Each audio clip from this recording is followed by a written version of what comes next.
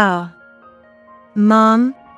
As I returned from shopping, I found my daughter, Madison, with a big belly, crouched at the entrance.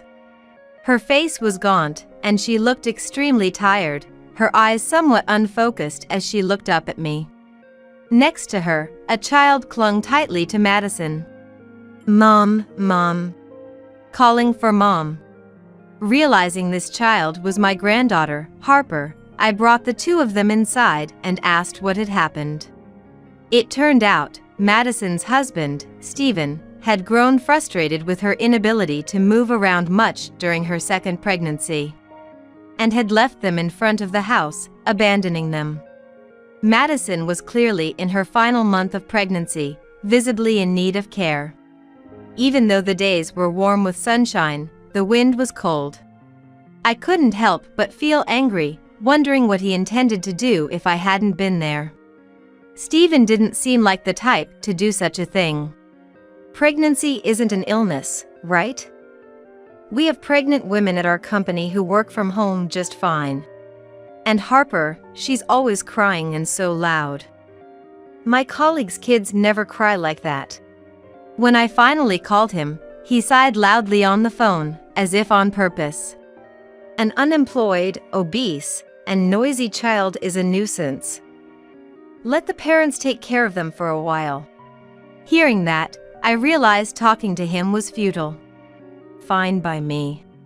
With that, I hung up and focused on caring for Madison and Harper. Half a year passed, and one afternoon in spring, Stephen called. Hey, what's going on? Your house is gone. I was puzzled at first, but then I understood. You finally noticed? After learning the truth, he was speechless, his face turning pale. My name is Scarlett, a 58-year-old housewife. My husband passed away about 3 years ago, leaving me alone, but I've never minded solitude. His study is filled with books, including his favorite novels, challenging research papers, magazine clippings, and diaries, making me feel close to him whenever I'm there. Sometimes, I spend time in the study, browsing through the stacked books. My daughter Madison, her daughter Harper, and Madison's husband Stephen live about a 30-minute drive away in the next town. Stephen works at a large company owned by his dad, holding a position as a department head at the young age of 33, and is even talked about as a future CEO. Madison and Stephen met at a beer party. When Madison went out with friends, one of them recognized a former classmate, which turned out to be Stephen. By chance, they worked near each other and started seeing more of each other, occasionally bumping into one another or going out for drinks with friends, eventually leading to a relationship. Madison wasn't the type to make the first move, often calling me, unsure of what to do. Well, I'm not sure either, but maybe just go out for a meal and enjoy yourselves? I couldn't offer much advice on love, not being very experienced myself. Unlike me, my husband had his fair share of romances, but when it came to our daughter's love life, I won't allow her to date someone strange like me. He was protective. It was funny hearing him call himself strange. Nonetheless, their relationship progressed smoothly, and by the time a year had passed, they came to announce their engagement. Stephen, being the son of a big company's president and his excellence in sales, had reassured my husband enough to entrust our daughter to him, he later told me. I too felt at ease sending off our daughter to such a respectable person. Soon after, the two married and moved to the next town to start their life together. Initially, Madison would come to visit us, sharing the joy of discovering her pregnancy and her anxieties about giving birth. Around 3 or 4 months after we learned of Madison's pregnancy, my husband passed away. He was involved in a traffic accident with a truck whose driver had fallen asleep at the wheel. Both Madison and I were shaken by the sudden news and found it hard to live calmly for a while. Rushing to prepare for the funeral and running around for company and government procedures, the days passed, and before we knew it, a month had gone by. What's strange is that I hadn't seen Stephen since he came to introduce himself for the marriage. Even at the funeral, he only showed his face for about an hour before disappearing quickly. I thought it was a bit rude, but according to Madison, that's just how he is. It can't be helped. Stephen is always busy with work, Madison said, forcing a smile despite a hint of sadness. It seemed she hadn't had much of a chance to talk or spend time with Stephen, who had started leaving early in the morning for golf meetings on weekends. Being a president's son might excuse him somewhat, but I wished he would consider Madison, who was heavily pregnant. As summer came to an end, Madison returned to our home to give birth. With her belly fully rounded, she was looking forward to meeting the baby. It's a girl. We've already decided on a name. Oh, really? What's her name? Harper. Stephen and I chose it. Madison, smiling as she spoke, gave birth within 2 weeks and soon went back to her home where Stephen was waiting. Madison, make sure to visit us sometimes, Harper too, I said over the phone, but Madison's reply seemed hesitant. Yeah, maybe, once things settle down, I'll come over. Though I felt something was off, I hoped it was just temporary. Madison was always busy with childcare and housework, and Stephen, who should have been reliable, often came home late or not until the morning. Even if he's the president's son, is his job really that demanding? I wondered aloud while eating lunch alone. Despite several calls afterward, the responses were the same. It had been 3 years since Harper was born, but I had only seen my granddaughter once, when Madison gave birth. I wanted to support Madison and had told her so many times over the phone, but her answers remained evasive and terse. Before a long weekend, I decided to call Madison once more. Hello, Madison? How have you been? I was thinking of visiting you and Harper soon. I knew too much interference wasn't good. Talking with close friends in the neighborhood, I learned that it's become less common to let grandparents see their grandchildren, and too much persistence could upset them, possibly leading to never being allowed to see them again. Madison was my own daughter, but I feared this call might lead to rejection, and I might have to give up. With these thoughts, I waited for Madison's response. Mom, I'm not feeling well lately and don't want to see anyone. Please, don't call for a while. Are you okay? If you're not feeling well, I'm even more worried. Should I bring over some food? I don't need it. Can we stop this? I'm going to hang up. Wait, how about Harper? And Stephen, is he doing well? Not caught a cold? You're too nosy, Mom. I want to raise my child on my own, so stop calling. Madison hung up, irritated. The call was short, but it shocked me profoundly. I had never imagined Madison felt that way about me. I thought I was being kind, but I was just being meddlesome, I thought, holding back sadness as I stared at the disconnected phone.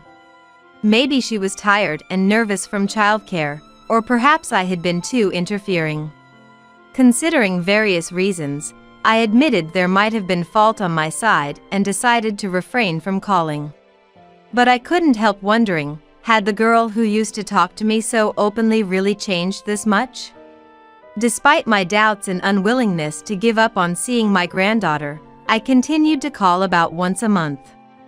But each time, I was met with a cold attitude and was not allowed to see Harper. Hey, are you feeling okay? My questions were often left unanswered, and sometimes the call would be disconnected right away.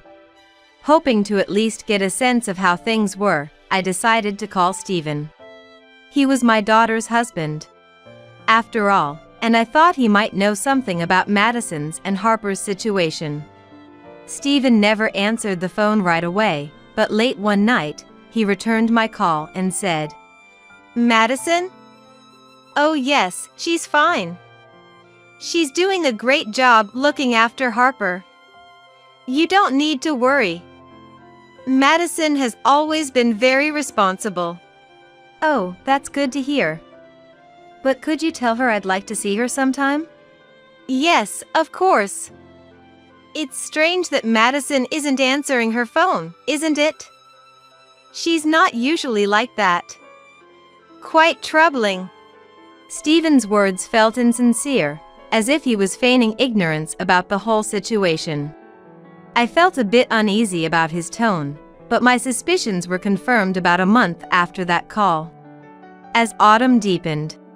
Returning from shopping one day, I saw a figure sitting at my front door. At first, I thought a homeless person might have mistaken my home for somewhere else. But as I got closer, I realized it was Madison. Madison?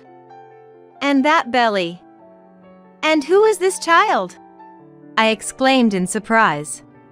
Madison's belly was noticeably larger, indicating a second pregnancy. Oh. Mom. Her face was gaunt, and she looked extremely tired, her eyes somewhat unfocused. Next to her, a child clung tightly to Madison. Mom, Mom. Calling for Mom. Realizing this child was Harper, I quickly unlocked my house and welcomed them inside, practically carrying them in. I settled them on the living room sofa and made some hot milk for them to drink. Harper cautiously sipped the still warm milk. It's cooled down, so it's okay. I reassured her, and Harper drank, leaving a white ring around her mouth. Turning to Madison, I began to ask about what had happened. So, what brought this on? Sitting outside like that. Where's Stephen? What happened to your home? Madison began to cry and looked down for a while before she told me. Take your time. I rubbed her back. After calming down, she explained that as her second pregnancy advanced, she struggled with household chores and childcare, which frustrated Stephen. He had driven Madison and Harper to the front of my house and left them there. Seeing Madison visibly in her final months of pregnancy made me furious. Thinking about what would have happened if I had been away. How could he? I immediately called Stephen. He hadn't mentioned Madison's pregnancy during our last conversation, which would have prompted me to help sooner. After several rings, "Hi?" a lethargic voice answered. "Hello? Stephen, what's this I hear about you leaving Madison and Harper outside my house just now?" I asked angrily, but Stephen nonchalantly replied, "Well, that's how it is. Madison's been neglecting most of the household duties lately, using her pregnancy as an excuse. Even when I come home tired, there's no dinner ready." Not helping because you think it's all Madison's job? Don't you think you should be supporting your wife? Why should I help? House chores are the wife's job, Madison's job. I have my own work to do. It's only natural she takes care of the house since she's the housewife. Madison is pregnant. And thinking it's natural without any appreciation is just too ungrateful. Being pregnant isn't a sickness, right? We have pregnant women at our company who are working remotely just fine. And Harper, always crying and making a fuss. My coworker's kid never makes a peep. He exaggeratedly sighed over the phone. Unfit due to obesity and noisy kids are a nuisance. Let the parents take care of them for a while. The moment I heard that, I realized talking further was pointless. Fine by me, I said, hanging up, but Stephen's mocking laughter lingered in my ear just before the call ended. I managed to suppress my anger and frustration, focusing on what needed to be done. What needed to be done was taking care of Madison and Harper. Harper's clothes were stained, with food and juice spills turning into spots. Her hair also seemed to smell, so first, I decided to give Harper a bath. The spare clothes in the carry case were slightly dirty as well. We'll have to go shopping for clothes with Grandma tomorrow. 3-year-old Harper is talkative, chatting non-stop about her favorite foods, picture books, and characters from the kids' shows she's currently obsessed with. Madison, on the other hand, seemed exhausted from being overworked by Stephen, barely able to move from the couch. I hurriedly prepared sheets, making up a bed in an empty room upstairs for Madison to rest. Her skin was rough, and her hair was in disarray, presenting a pitiable sight. Call me anytime if you need anything. I'll take care of Harper, so you just focus on resting, okay? Madison nodded and quickly fell asleep, seeming relieved. The following 1 to 2 weeks were spent nursing Madison back to health and taking care of Harper. However, spending time with my granddaughter, whom I had not been able to see until now, was very fulfilling and not at all burdensome. It was hard for me to be strict when Harper would beg. Buy it, please. It was hard for me to be strict with that voice. Eventually, as she began to recover, she started to open up about her past. Stephen was kind before we got married. He respected my opinions, and we would discuss even the smallest things together. Those were the happiest times. But then, she grew sadder. As soon as we got married, it was like he became a different person, issuing orders. You can't rely on your parents. You must do all the housework perfectly. I just took it all in. However, she was allowed to return to her parents' house when Harper was born. In hindsight, it felt like brainwashing, being dominated. There was even a time he said I wasn't allowed to rely on you, Mom. So, was that why you hung up quickly when I called? Yes. Calls with you were forbidden too, so I had to hang up quickly. I'm really sorry. At night, after Harper had fallen asleep, we talked over ginger tea, and I felt an indescribable mix of anger and sorrow. Stephen, who had come to ask for her hand in marriage, never seemed capable of such actions. Yet, here he was, causing Madison such pain and even bad-mouthing her as an inconvenience. What's more, there was suspicion of him having an affair. I smelled perfume on him.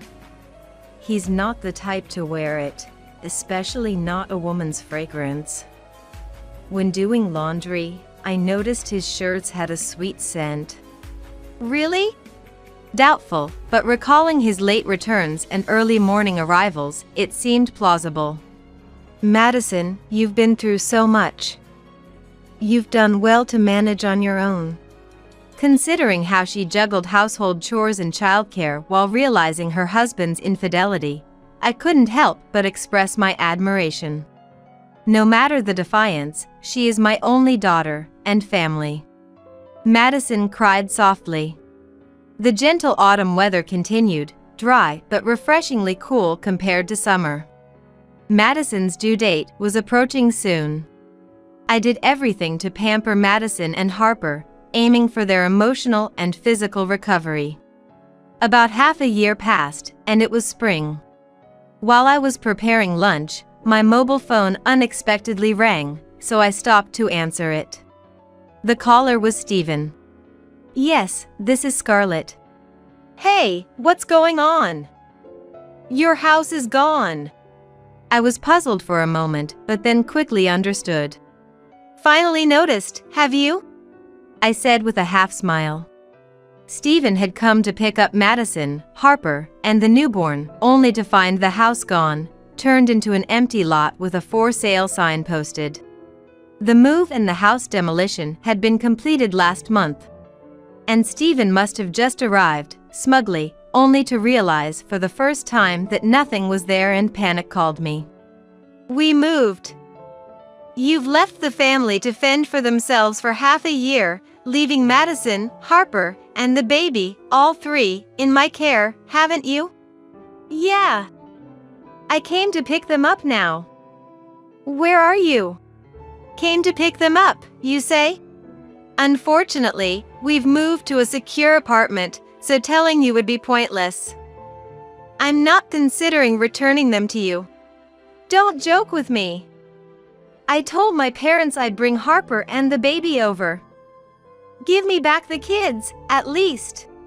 His way of talking about the kids as if they were objects disgusted me. That's a promise you made on your own. We have nothing to do with it, so we won't comply. I'm busy here, so if you don't mind. Just then, the baby started crying. Perhaps Stephen heard the cry over the phone. He muttered softly, "Oh." But I hung up without paying him any mind and rushed to change the baby's diaper. In the next room, I could tell Madison was on the phone. "Yes, hello, what?" There was a bit of arguing, then Harper came out of the room looking like she might cry. "Mom is angry." She came to me, frightened.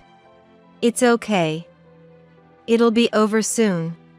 And I hugged her. And so, after about 10 minutes, the noise stopped and Madison came out. It was Stephen. He was demanding the address of the apartment we're now living in, but I flatly refused. I don't care if he wants to show Harper and the baby to his parents. I sighed, thinking he had tried the same thing with me. But maybe it was lucky he called. I got to say what I really wanted to. The matter with the lawyer? The matter in question was Stephen's infidelity. On that call, I told him we'd be getting a divorce through a lawyer.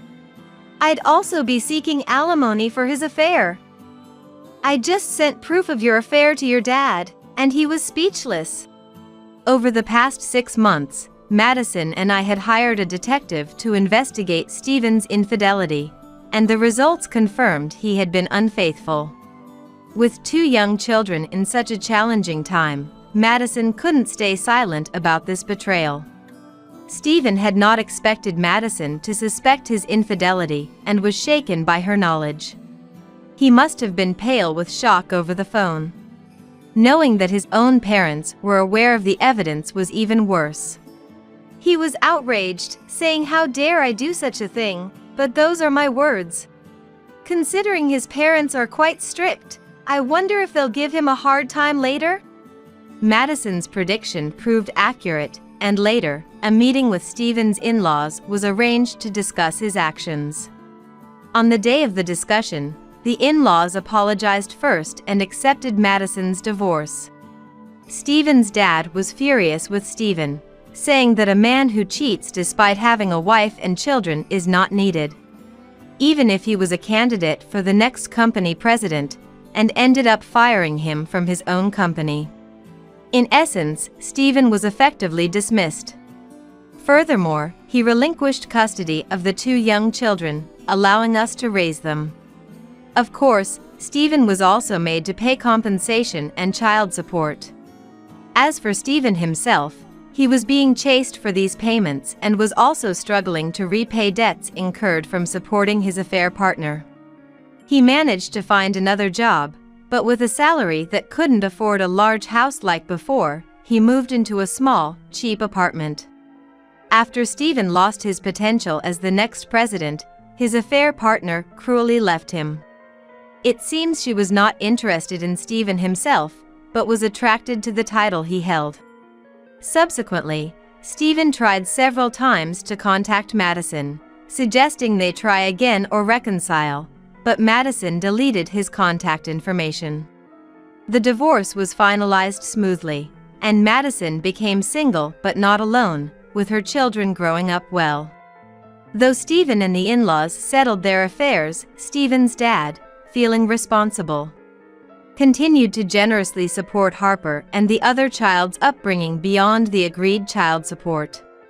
Despite Madison and I repeatedly refusing, he insisted, so we accepted it for the children's future savings. We also shared photos and videos of our adorable grandchildren with the former in-laws and even video call when schedules allow. Watching Harper and her sibling, the in-laws seem very happy, treasuring their grandchildren as precious. Harper started preschool and is busy with mud and sand play with friends every day. One sunny afternoon, When I went to pick Harper up from preschool, she was holding a rolled-up piece of drawing paper. "What's that, Harper?" I asked casually, and Harper shyly replied, "A picture of Mom." The preschool teacher mentioned that today, they drew portraits as presents for their moms. Harper was too shy to show it to me, but ran home and presented it to Madison. Though I couldn't see what the portrait looked like, Madison was surprised and touched, praising Harper abundantly. Harper's individuality will surely continue to grow. Thinking about her future fills me with hope and anticipation. Now, the four of us living together and feeling this happiness feels almost like a miracle.